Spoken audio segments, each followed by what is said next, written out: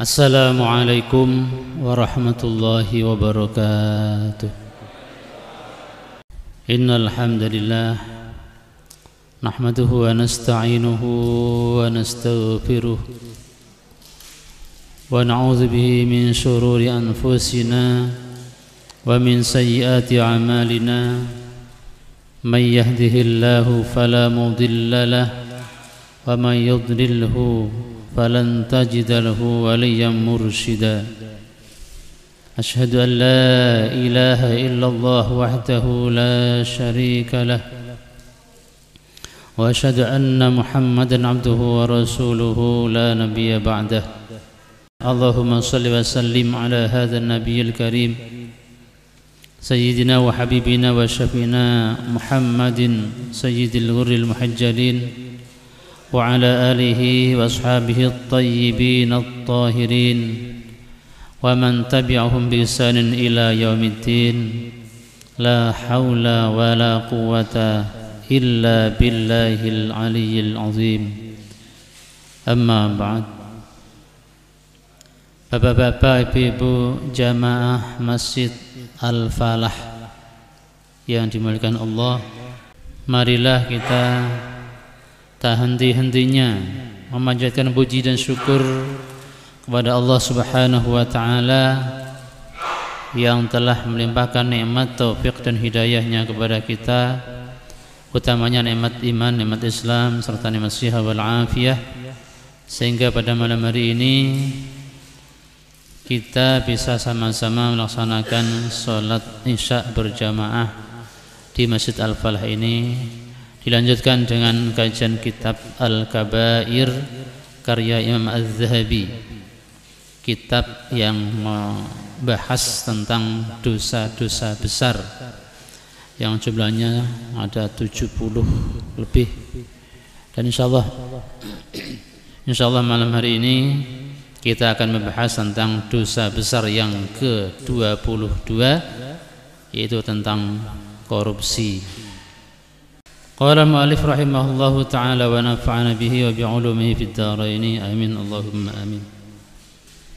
Al-kabiratu tsaniyatu wal 20 al-ghululu minal ghanimah. Dosa besar yang ke-22 yaitu tentang korupsi dari harta ghanimah. Harta rampasan perang belum diambil, belum dibagi, sudah ada yang diambil sebagian. Ini tentunya disamakan juga harta-harta yang lain yang bukan haknya diambil walaupun hanya sedikit. Wahya min baitil mali wa minaz zakah.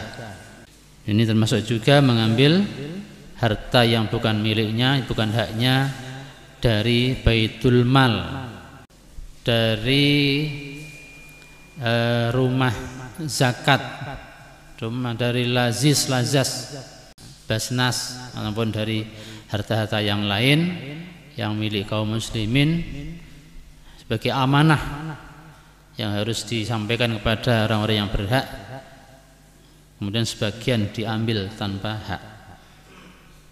Juga dari zakat, harta zakat, infak dan sedekah. Qala Allah Ta'ala innallaha la yuhibbul kha'inin. Sesungguhnya Allah tidak menyukai orang-orang yang berkhianat.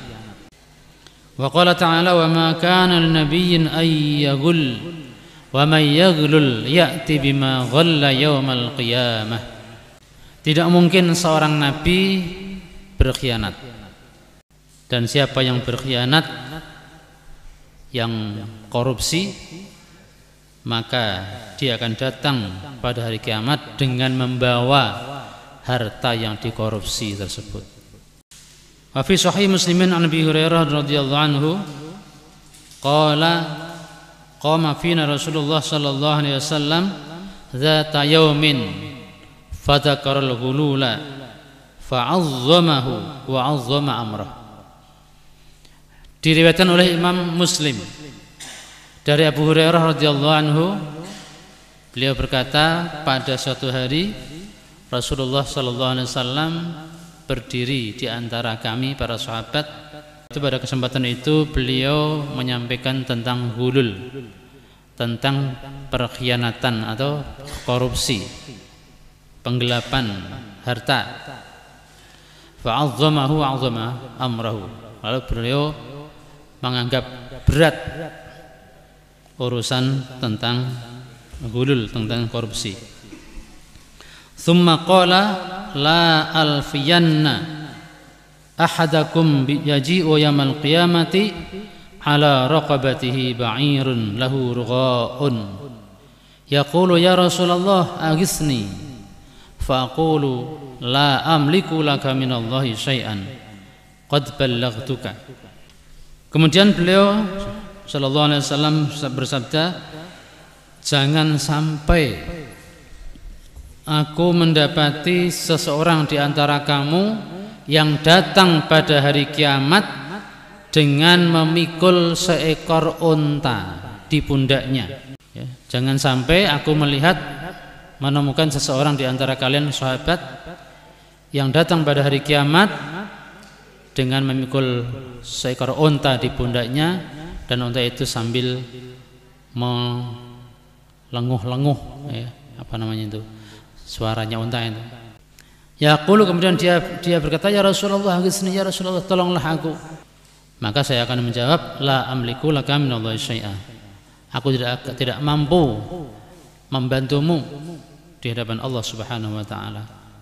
Qad ballaghtuka, karena aku telah menyampaikan kepadamu tentang larangan korupsi, mengambil harta yang bukan haknya.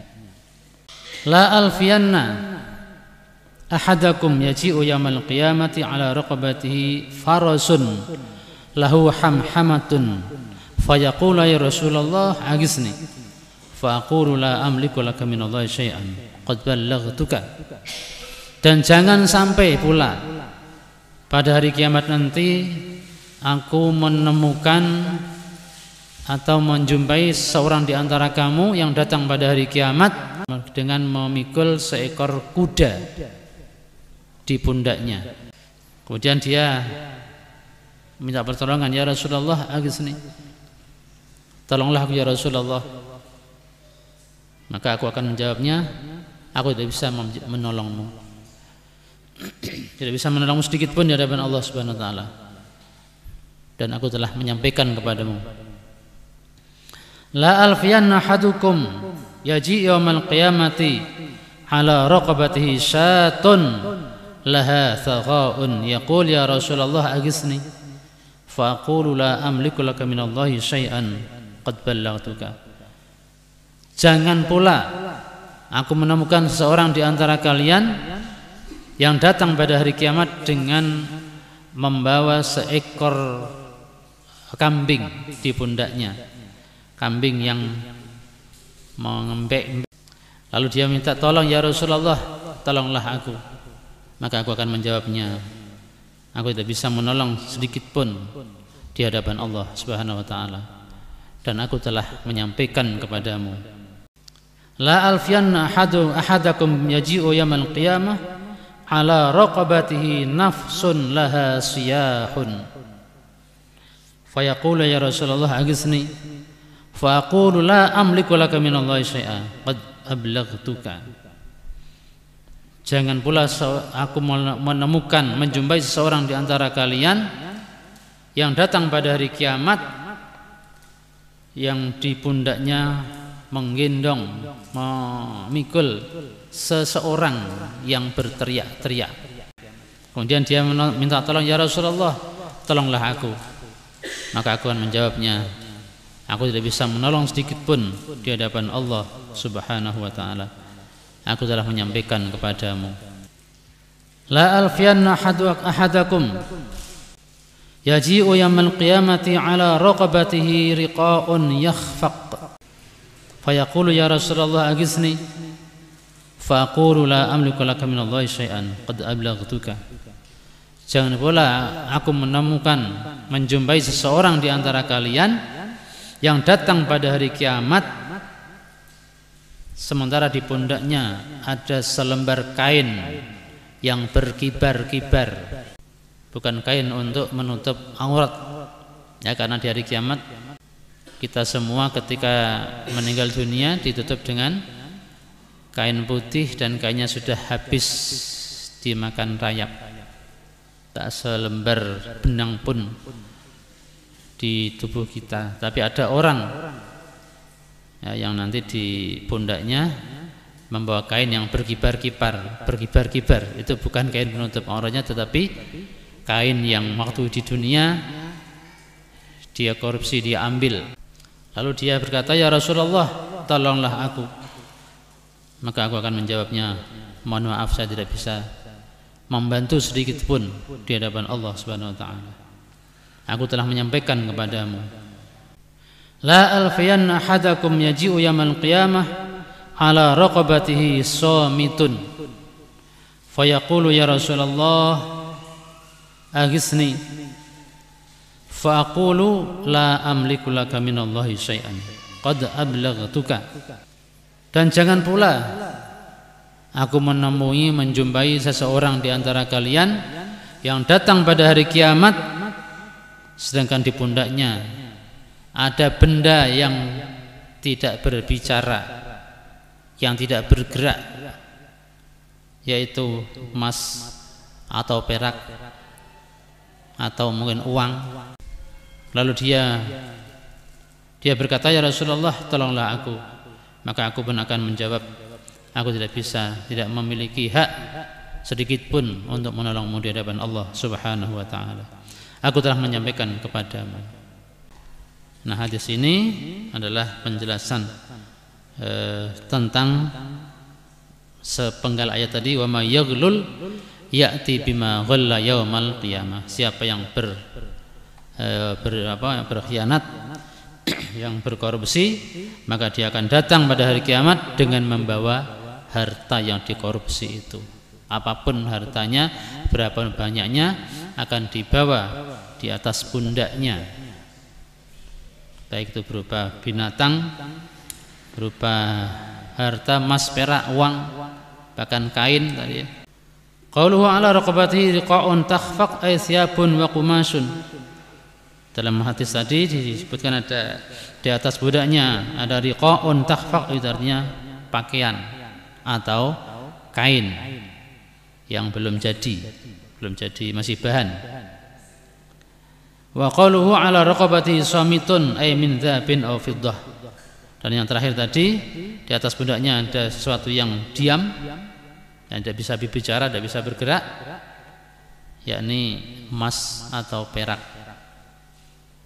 Faman akhadha syai'an min hadhihi al-anwa'il madhkurah min al-ghanimah qabla an tuqsama bainal ghanimin aw min baitil mali bi ghairi idznil imam aw min az-zakati allati tujma'u lil fuqara jaa'a yaumil qiyamati hamilahu ala raqabati. Siapa yang mengambil sebagian dari jenis-jenis harta yang tersebut tadi, baik dari ghanimah sebelum dibagi, atau dari baitul mal, atau dari lembaga zakat infak sedekah tanpa izin dari imam, dari pemimpin, atau dari zakat yang dikumpulkan untuk kaum fakir miskin, jaa'a yaumil qiyamati hamilahu, maka dia akan datang pada hari kiamat dengan membawa harta yang diambil tanpa hak tadi dan dipikul di pundaknya. Waliqaulin Nabi sallallahu alaihi wasallam atul khayta wal makhita wa iyyakum wal ghulul fa innahu 'arin ala sahibihi yaumal qiyamah. Khianat atau korupsi termasuk dosa besar juga berdasarkan sabda Rasulullah sallallahu alaihi wasallam, atul khayta, tunaikanlah, sampaikanlah benang, wal makhita, dan kain yang dijahit, walaupun hanya benang, ya, selembar benang, atau mungkin apa yang jarum apa ya, walaupun cuma jarum kecil, paku, atau mungkin apa peniti, Kalau ini merupakan amanah, harus kita sampaikan kepada yang berhak menerimanya. Tidak boleh diambil tanpa hak, tanpa minta izin dari orang yang berhak menerimanya. Wa iyyakum wal ghulul, dan hindarilah khianat atau korupsi. Karena khianat atau korupsi itu merupakan arin, cacat yang memalukan bagi orang yang melakukannya pada hari kiamat. Wa liqauli Nabi sallallahu alaihi wasallam lamma sta'mala ibnal Lutabiyyah ala sadaqati wa qadima wa qala hadza lakum wa hadza uhdiyali. Fa sa'ada an-nabiy sallallahu alaihi wasallam al-minbara wa hamidallah wa sana alaihi ila an qala wallahi la ya'khudhu ahadun minkum syai'an bi ghairi haqqihi illa jaa'a yaumil qiyamati yahmiluhu. Yang berikutnya, haramnya korupsi termasuk dosa besar berdasarkan hadis ketika Rasulullah sallallahu alaihi wasallam mempekerjakan Ibnul Lutabiyyah untuk mengurus sedekah. Dan dia datang dengan membawa harta sedekah. Dia mengatakan hadza lakum wa hadza uhdiyali. Ini semua untuk kalian dan ini dihadiahkan untukku. Ya mungkin waktu dia mengambil harta zakat kepada dari para agniya, ada seseorang yang memberikan ini untuk dia. Itu pun Rasulullah sallallahu alaihi wasallam tidak mengizinkan. Fasa'ida al-mimbar wa rahmatullah. Kemudian lalu Rasulullah sallallahu alaihi wasallam naik di atas mimbar memuji Allah dan menyampaikan khitabahnya sampai beliau mengatakan wallahi, demi Allah, tidaklah seseorang di antara kamu, di antara kalian mengambil sesuatu tanpa haknya kecuali dia akan datang pada hari kiamat dengan membawanya atau sambil membawa barang yang diambil itu. Fala a'rifu rajulan minkum laqiyallaha yahmilu ba'iran lahu rughaun aw baqaratan laha khwarun aw syatan tai'ar. Thumma rafa'a yadahu sallallahu alaihi wasallam faqala Allahumma hal ballaghtu. Maka janganlah aku melihat, aku mengetahui seseorang di antara kalian yang bertemu Allah di hari kiamat sambil membawa seekor unta yang melenguh-lenguh atau seekor sapi atau membawa seekor kambing yang mengembek.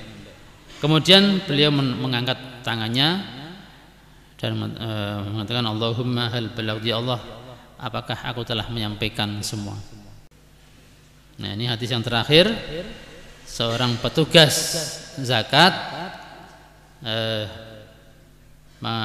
dia merasa karena barang itu disediakan untuknya, berarti ini haknya, tapi ternyata tidak tidak di ACC oleh Rasulullah sallallahu alaihi wasallam dan harus dikembalikan bersama-sama dengan harta zakat yang lainnya. Wa Nabi Hurairah qala kharajna ma'a Rasulillah sallallahu alaihi wasallam ila Khaybar fa futiha alaina falam nagnam dhahaban wala wariqan wa namna al-mata' wasiyab thumma intalaqna ila al-wati yani wati al-qura wa ma'a Rasulillah sallallahu alaihi wasallam abdun wahabahu lahu rajulun min bani Judam yud'a Riqa'ah bin Yazid min bani Dhabib.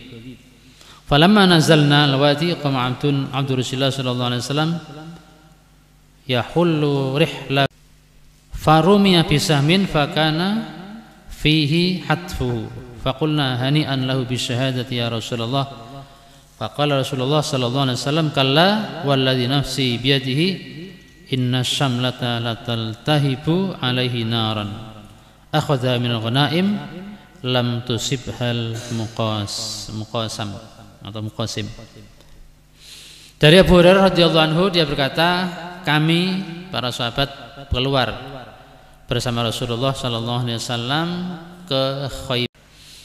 Fa futiha alaina, lalu perang itu dimenangkan oleh kami dan kami tidak mendapatkan harta rampasan yang berupa emas maupun perak. Waktu itu kami hanya mendapatkan harta rampasan berupa makanan dan pakaian.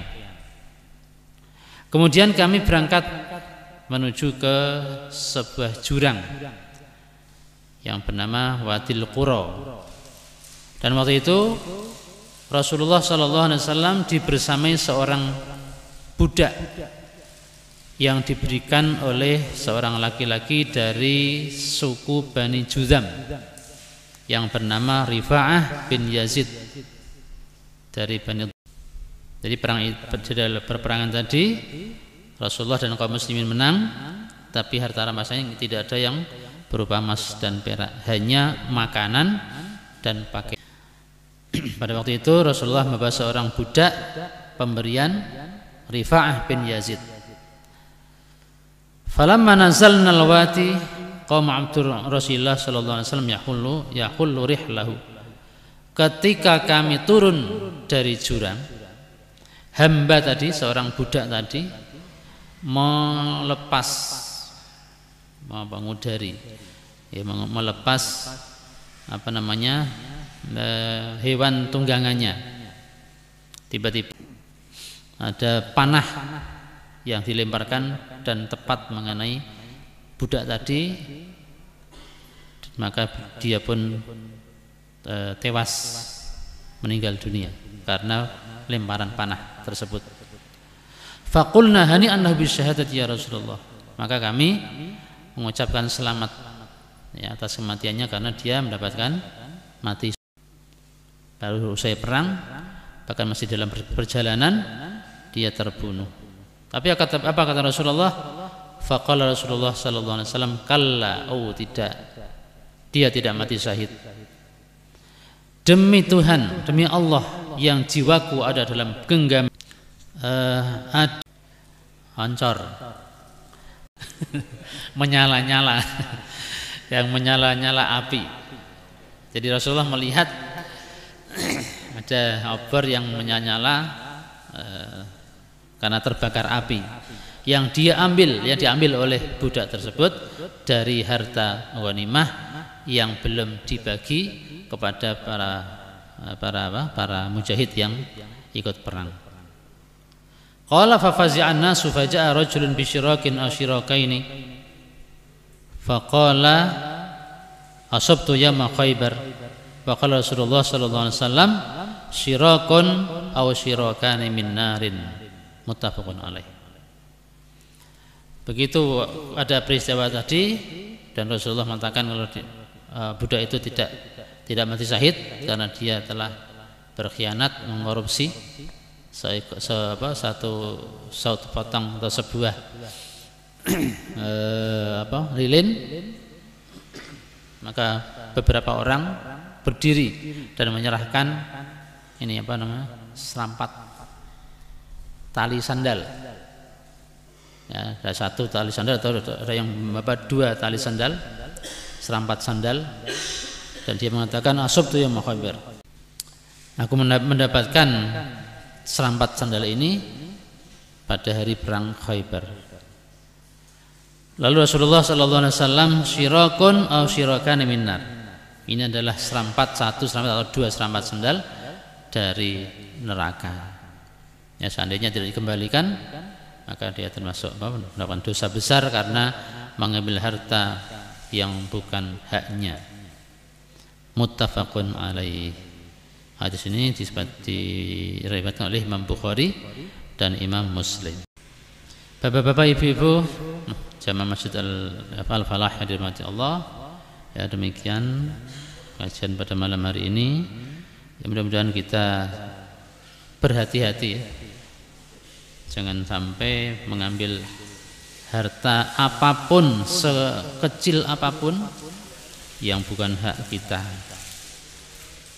Ya, kadang-kadang kalau pas jalan-jalan ini tangan ya, kadang-kadang gerabil ini jangan sampai jalan di pinggir pagar terus mentek. Ini juga tidak boleh. Ini bukan hak kita. Kalau udah kadung ya kalau bisa ya bilang pada yang punya, minta maaf dan minta dihalal. Misalnya jalan-jalan dapat uang 10.000, 20.000, ini bukan hak kita ya. Kalau diambil ya, kalau menemukan sesuatu yang berharga, kalau kita biarkan nanti diambil orang enggak bertanggung jawab, lebih baik diambil ya. Tapi kalau barang itu harganya mahal atau berupa uang yang cukup banyak jumlahnya, nominalnya, kita harus mau bertanggung jawab, mengumumkan ya, ditulis, di print, tempel di tempat-tempat yang ramai atau diumumkan di radio. Tapi jangan disebutkan nominalnya berapa ya. Nanti kalau ada yang mengaku ditanya berapa uangmu yang hilang ya, di daerah mana itu. Kalau misalnya HP gitu, HP apa, merek apa, tipenya apa, coba ditelepon, nah itu aja. Kalau sampai 1 tahun tidak ada pemilik yang sebenarnya, maka itu menjadi hak kita 1 tahun. Kalau hanya 10.000, 20.000 ya nunggu 1 tahun yang lamaan ya, dimasukkan ke kotak amal aja, diniatkan untuk infaknya orang yang kehilangan.